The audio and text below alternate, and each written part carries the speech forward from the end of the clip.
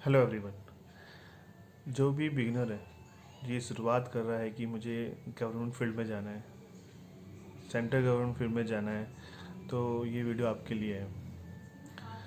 जो सोच रहा है कि मेरा ड्रीम बैंकिंग का है, जो सोच रहा है कि एसएससी का है या यूपीएससी का है या और दूसरी फील्ड का है, तो क्या करें? सबसे पहले शुरुआत कैसे करें? स्टार्ट कहाँ से स्टार्ट करें? तो ये सबके मन में बना रहता है ये क्वेश्चन, जो शुरुआत ही करता है सबसे पहले। तो क्या करना चाहिए? सबसे पहले मैं बताता हूँ। देखो, आपको अगर ये लग रहा है कि जैसे आप एसएससी में जाना चाहते हो, सीजीएल का एग्ज़ाम, ठीक है, कि मुझे सीजीएल में क्रैक करना है किसी भी हालत में, तो आप ये सोचिए कि क्या ये मैं एग्ज़ाम क्रैक कर पाऊँगा। सबसे पहले ये इम्पॉर्टेंट पॉइंट होता है।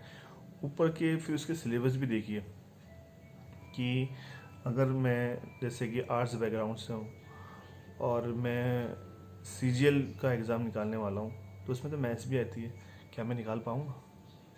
देखो, ऐसा कुछ नहीं है, सब निकालते हैं एग्ज़ाम, आर्ट्स वाले भी, कॉमर्स वाले भी और साइंस वाले भी। बस क्या होती है, हम अगर हमारा जज्बा है ना करने का किसी काम को, तो वो 100% होता है। हम बस उसको सोचते नहीं है सही से। हम क्या सोचते हैं, यार मेरे दोस्त ने तो हो नहीं पा रहा उसका, वो तो कर नहीं पा रहा, तो मैं कैसे कर लूँगा? यही सोच के हम बैठे रहते हैं और कुछ नहीं हो पाता फिर। तो ये मत सोचो, ये सोचने से कुछ नहीं होने वाला है, करने से होता है जो भी कुछ होता है। जब तक हमने आप पूरा 100% नहीं देंगे ना, तो नहीं होगा। तो मैं बोल रहा हूँ कि स्टार्टिंग कहाँ से करें सबसे पहले, ठीक है? जैसे कि आपकी मैथ्स वीक है, ठीक है, या आपकी इंग्लिश वीक है, ये दो ही पोर्शन होते हैं सबसे ज़्यादा। जीएस हम कर लेते हैं, पढ़ के भी हम कर लेंगे ज़्यादातर, और रीजनिंग भी हम कर लेंगे। तो ये दो जो ऐसे सब्जेक्ट होते हैं हम नहीं कर पाते, ठीक है। बहुतों का यही होता है। मोस्टली तो इंग्लिश ज़्यादा इंपॉर्टेंट होती है, क्योंकि हम इंग्लिश कम पढ़ते हुए आ रहे हैं और अब इंग्लिश ही कंपटीशन एग्ज़ाम सबसे ज़्यादा हाई होते जा रहा है। तो आप क्या करें इंग्लिश के सेक्शन में? फिर देखो, अगर आपको लग रहा है कि इंग्लिश बोलनी हार्ड है और इंग्लिश लिखनी हार्ड है, तो ये आपकी एक गलतफहमी बन रखी है। इंग्लिश बहुत ईजी लैंग्वेज है, ऐसी ही मैथ्स भी है।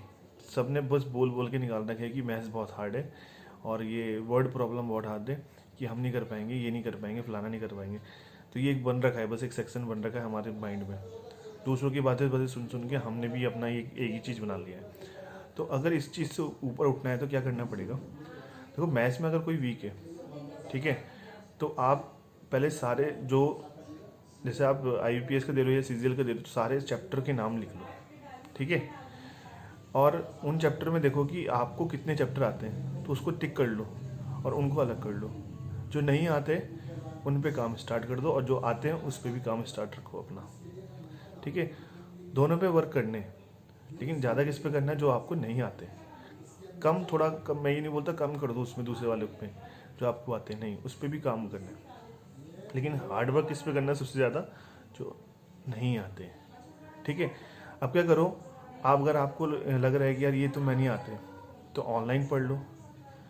अगर ऑनलाइन आपके कंसेप्ट क्लियर नहीं हो रहे, 100% बता रहा हूँ अभी भी, अगर आपके ऑनलाइन कंसेप्ट क्लियर नहीं हो रहे ना, तो क्या करो आप? देखो, एक तरीका बताता हूँ, ट्यूशन पढ़ लो उस सेक्शन की, कि सर ये अगर कहीं भी अगर आपको अच्छा कोई ट्यूशन मिल जाता है कि आपको ये चैप्टर पढ़ा दे, तो वो पढ़ लो। उसके बाद, ठीक है, उसके बाद निकल के वहाँ से उन क्वेश्चन की प्रैक्टिस करो, ठीक है। वो आपके लिए बहुत इंपॉर्टेंट है। जितनी उसकी प्रैक्टिस करोगे ना आप बैठ के, वो आपके लिए बहुत ही ज़्यादा इंपॉर्टेंट रहेगा उस समय। जब आप हर चैप्टर के कंसेप्ट सीखते चल जाओगे और उन क्वेश्चन के 200, 300, 500, 600, 1000, 2000 क्वेश्चन कर लोगे, तो आपको खुद ही आइडिया बनता चल जाएगा। देखो, ये 1000, 2000 कम है आपके लिए। क्यों? क्योंकि कंपटीशन जितना है ना, सब बोल रहे कंपटीशन हाई है। हाई तो है, लेकिन आपके लिए हाई नहीं है। क्यों? क्योंकि आपको वो एग्ज़ाम क्रैक करना है। ये नहीं सोचना कंपटीशन को देख के नहीं बैठे रहना, बस आपको उस कंपटीशन को क्लियर करना है। और वो क्लियर कैसे होगा? आपके जब सब्जेक्ट सारे स्ट्रांग हो जाएंगे, आपके चैप्टर वाइज सारे स्ट्रांग हो जाएंगे, आपके कंसेप्ट स्ट्रेंथ सारे क्लियर हो जाएंगे, आपके छोटे छोटे पॉइंट जब हो जाएंगे वो क्लियर हो जाएंगे, रूट जब आपकी क्लियर हो जाएगी ना, तो सारे सब कुछ चीज़ क्लियर होता चल जाएगा। तो उस पर ज़्यादा फोकस करो, ठीक है। तो ये है बिगनर का एक तरीका। ट्यूशन पढ़ लो, ट्यूशन में जाके उनको बोलो सर ये मुझे वाले कंसेप्ट बता दीजिए, वो आपको कंसेप्ट बताएंगे। अगर आपको वहाँ भी लग रहा है कि गलत है तो दूसरे ट्यूशन पे जाओ, वहाँ भी लग रहा है तो देखो कहीं ना कहीं तो मिलेगा आपको एक जगह जहाँ आपको हर चीज़ मिलेगी, कोई ना कोई तो बताएगा, ठीक है। तो वो चीज़ पहले क्लियर करने के बाद फिर अपने सेक्शन पे आओ कि अब मेरे यहाँ नहीं, ये मैंने सब कुछ पढ़ लिया है, अब मैं इनके ऊपर प्रैक्टिस करूँगा सबसे ज़्यादा। उसके बाद जब सारी हर चीज़ क्लियर हो जाए तो मॉक देना स्टार्ट कर दो, ठीक है। अब ऑनलाइन स्टार्ट हो रहे हैं तो ऑनलाइन टेस्ट हो रहे हैं तो ऑनलाइन पे फोकस रखो अपना, बस भटको मत।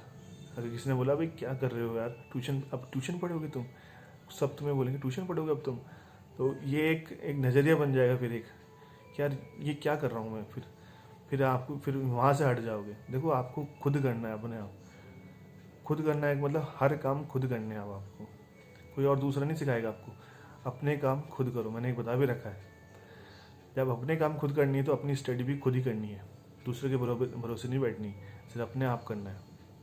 ये आ जाएगा तो आपको सब कुछ आ जाएगा। फिर जब ये क्लियर होते चले जाएंगे, चैप्टर वाइज हर चीज़ क्लियर करते जाओ। इंग्लिश का भी सेक्शन यही है, इंग्लिश का भी ट्यूशन पढ़ो, उसको भी क्लियर करो। फिर आपको लगता है कि हाँ अब मुझे कोचिंग कर लेनी चाहिए। देखो मैं ये नहीं बोलता कि मैं किसी चीज़ की रिकमेंड नहीं करता कि क्या करना है क्या नहीं करना, बस मैं ये बोलता हूँ कि हर चीज़ के मॉक देते रहो, ठीक है। और अपने हर एक छोटे छोटे पॉइंट को क्लियर करते जाओ, तो वो आपके लिए बेस्ट रहेगा। इम्पॉर्टेंट सेक्शन है बहुत ज़्यादा।